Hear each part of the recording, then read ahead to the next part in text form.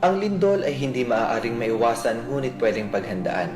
Ang earthquake o lindol ay isang natural na kaganapan na kung saan ang lupa ay unti-unting yumayanig. May dalawang sanhi ang paglindol. Una, ang pagsabog ng bulkan na kung saan ang magma o mainit na putik na nasa loob nito ay gumagalaw dahilan kung bakit gumagalaw din ang lupang malapit dito. Pangalawa, bigla ang paggalaw ng lupa buhat ng enerhiya na nanggagaling sa ilalim ng lupa. Ang enerhiyang ito ay tumatama sa plates o faults na nagiging sanhi ng pagyanig. Paano nga ba ang paghahanda na maaari nating gawin? What to do before an earthquake? Make an earthquake plan na dapat alam ng bawat miyembro ng pamilya. Identify safe places and spots. Alamin kung saan-saan ang pinakaligtas na bahagi ng inyong tahanan na dapat puntahan pag lumilindol. Make your house ready and safe. Ilagay sa lapag ang mga mabibigat na bagay. Itali ang mga pwedeng matumba.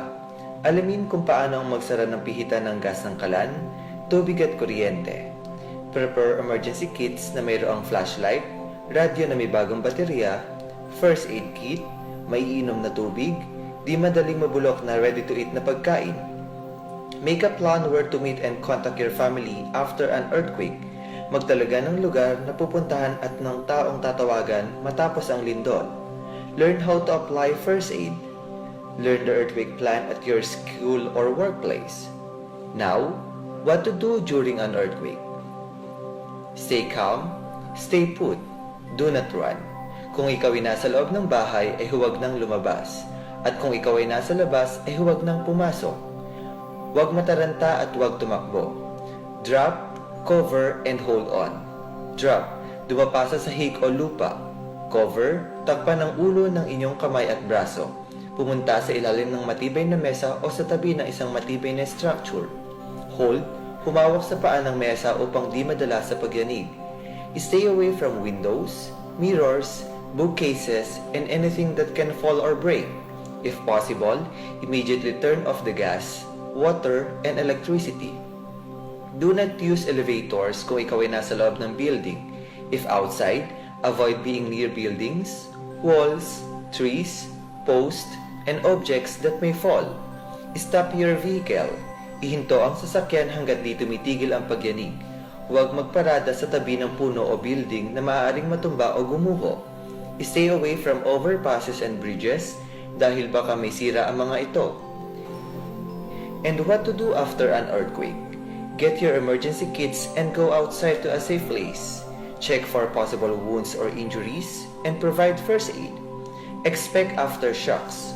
Do not turn the gas or electricity on again until it is safe. Avoid lighting matches until you are sure that there is no gas leak upang maiwasan ang sunog. Turn on the radio to listen to the news. Examine your house for damages. Stay away from damaged areas and structures. Follow the instructions of the person in charge. If you're at school or work, follow the emergency plan. Stay away from beaches. Tsunami may hit after the ground has stopped shaking. Sa panahon ng lindol o anumang sakuna, tayo ay dapat na manatiling mahinahon. Tayo ay magdasal, magtiwala at manalig sa Diyos na may kapal. Kapag tayo ay natatakot, ibigay natin sa Kanya ang ating pagtitiwala sapagkat ang sabi ng Diyos, ililigtas ko ang mga tapat sa akin at iingatan ko ang sinumang taong ako'y kikilanin. Kapag sila'y tumawag, lagi handa ako na sila'y pakinggan. Aking sasamahan at kung may problema ay sasaklolohan.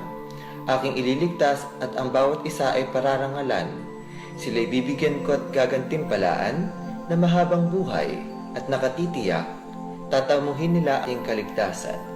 For he says in Isaiah 41 verse 10, do not fear, for I am with you. Do not be dismayed, for I am your God. I will strengthen you and help you. I will uphold you with my righteous right hand.